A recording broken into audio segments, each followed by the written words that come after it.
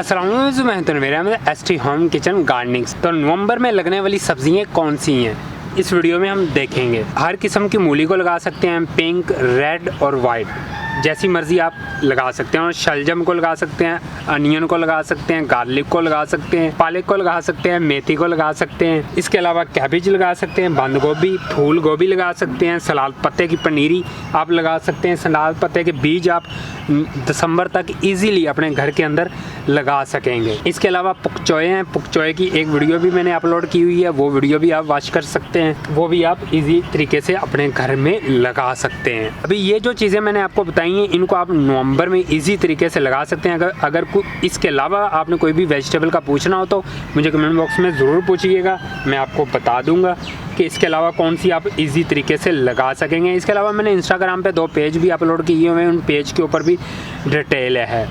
तो नवंबर में काफ़ी ज़्यादा आप वेजिटेबल को इजी तरीके से लगा सकते हैं। हाँ, यहाँ पे मैं आपको एक बात बताता चलूँ कि जैसे फूल गोभी है, बंद गोभी है, इसके बीजों को आप लगाएंगे तो अभी थोड़ा सा टाइम लग जाएगा आपको बीज जर्मिनेट होते हुए। और इसका बेहतरीन हल है कि आप नर्सरी में जाएं, वहाँ से हर चीज़ की आपको पनीरी मिल जाएगी।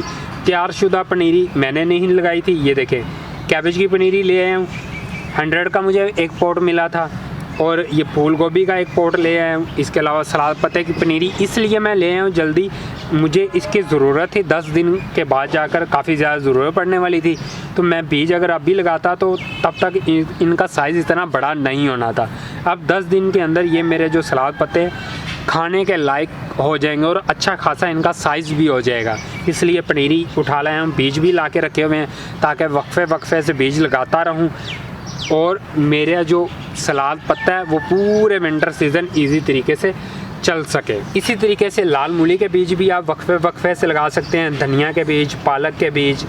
तो ये सब चीज़ों को आपने डायरेक्ट सनलाइट के अंदर, डायरेक्ट धूप के अंदर रखना है ताकि इनको प्रॉपर तरीके से धूप मिलती रहे और आपके जो बीजों का जर्मिनेशन रेट है वो 100% आपको मिले। छाँव वाले एरिया में आपने हरगिज़ इन चीज़ों को नहीं रखना। बीज लगाएंगे वो भी आपने डायरेक्ट सनलाइट के अंदर रखने हैं और रात के टाइम उसको किसी शॉपिंग बैग से आपने कवर इसलिए करना है कि ओस गिरने की वजह से बीज अक्सर हमारे ख़राब हो जाते हैं। ये एक छोटी सी वीडियो थी, मुझे उम्मीद है कि आपको ये वीडियो अच्छी लगी होगी।